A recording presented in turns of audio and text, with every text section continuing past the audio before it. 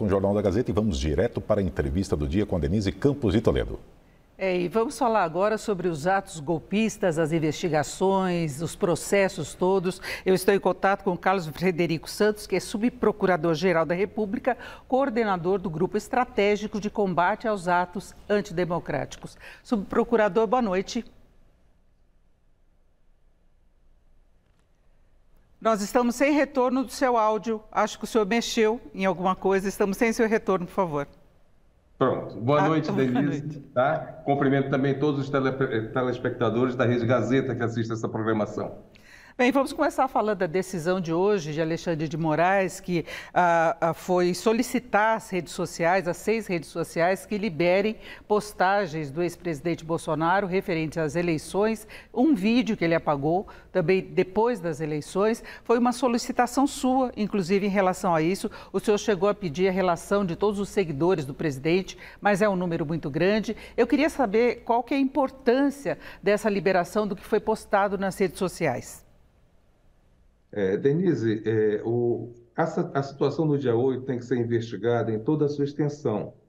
Então, nós temos que ver, o ex-presidente Jair Messias Bolsonaro tem uma investigação já a respeito de uma repostagem que ele fez após o dia 8, ou seja, no dia 10, e nós solicitamos a preservação dessa postagem que foi feita no Facebook e estamos pedindo para avaliar se ela causou algum impacto ou se ela pode ser objetivo de algum tipo de crime. E também antes do dia 8, né, para verificar se houve influência ou não do ex-presidente nos atos do dia 8, o que aconteceu. Então, é isso que nós estamos buscando, buscar a verdade a respeito dos fatos. Para nós sabermos a verdade a respeito dos fatos, eu pedi alguns dados a respeito de publicações, tá, do ex-presidente e também das pessoas que o seguiram, ou seja, de algumas pessoas, aquelas pessoas que praticaram crimes graves no dia 8 de janeiro. Agora, a PGR já havia solicitado ao STF a condenação de 40 pessoas acusadas dos atos de 8 de janeiro. O senhor defende uma pena exemplar, já falou a respeito disso, pela gravidade da situação com a qual eles se envolveram. Eu queria saber quais os crimes que essas pessoas podem ser enquadradas, qual a pena que pode ser aplicada, se fala em até 30 anos, é isso? Exatamente. Nós dividimos a situação das penas e dos crimes entre crimes graves e crimes leves. Os crimes graves são aqueles que envolvem a questão de golpe de Estado, né, principalmente, e a questão do rompimento do Estado Democrático de Direito. Tem outros crimes como associação, tem o crime de dano também, mas a soma dessa totalidade de crimes, são 5 crimes, podem chegar a 30 anos. Quem vai dosar a pena é o juiz, e o juiz, no caso, é o ministro Alexandre de Moraes.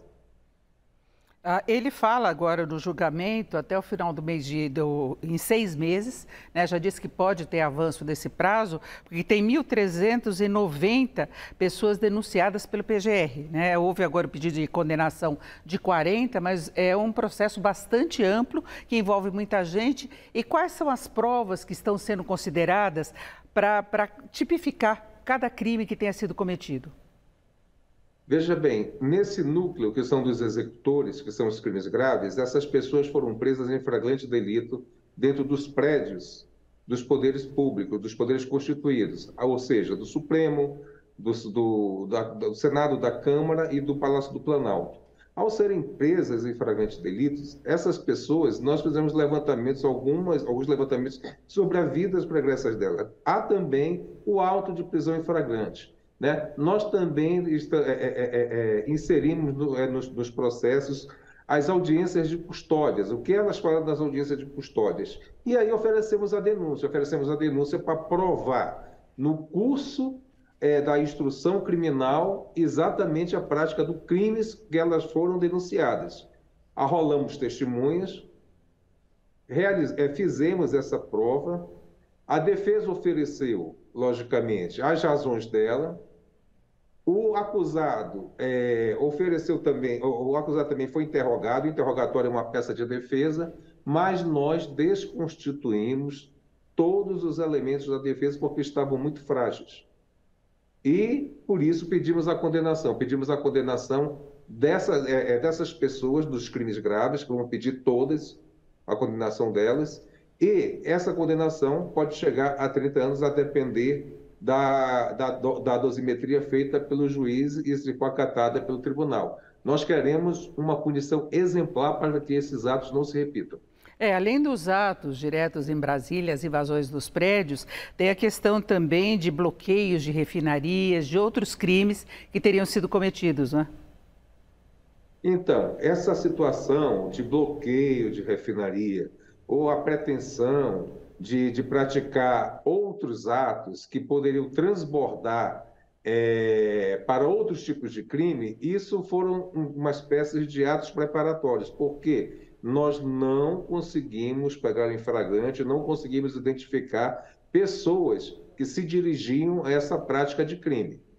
Mas, durante um período pós-eleitoral, ou seja, do segundo turno das eleições, até o dia 8, houve um caminho no qual as condutas começaram a se agravar, as pessoas começaram a pensar em golpe de Estado e no rompimento do Estado Democrático de Direito. Então, a partir daí, foi montada uma situação de convocação de CACs, de convocação de pessoas robustas, de dizer que não poderia levar para esse tipo de manifestação crianças, e foi aparecendo, foi se desenhando exatamente o que queria, ou seja, o golpe de Estado, ou seja, trocar um governo legitimamente eleito por um governo autoritário, por uma ditadura. E foi isso que foi evitado no dia 8 e é isso que nós estamos punindo. Agora, subprocurador, a própria CPI e as outras investigações estavam apontando e até levando à prisão várias pessoas próximas do ex-presidente Bolsonaro.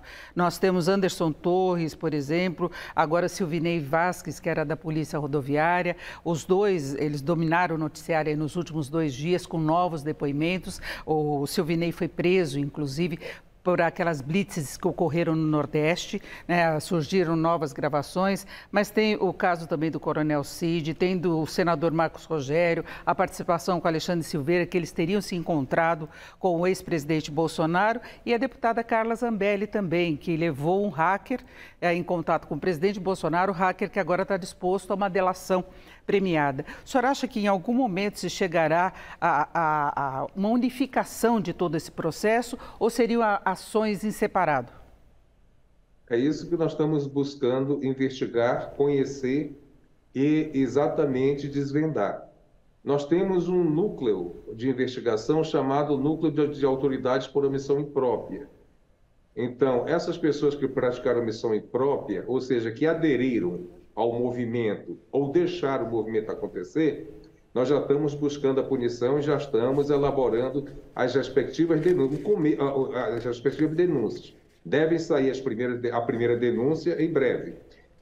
Há exatamente essa outra investigação sobre o presidente Bolsonaro, ex-presidente Bolsonaro, que eu falei há pouco. Ou seja, aquelas praticadas antes do dia 8, que nós temos que estudar, verificar, pesquisar e investigar se no transcurso do segundo turno das eleições até o ato de dia 8, houve ou não uma participação efetiva do ex-presidente e de outras pessoas, tá, aspirando golpe de Estado ou pretendendo a ruptura violenta do Estado Democrático de Direito. Então, pode ser um objeto de uma investigação.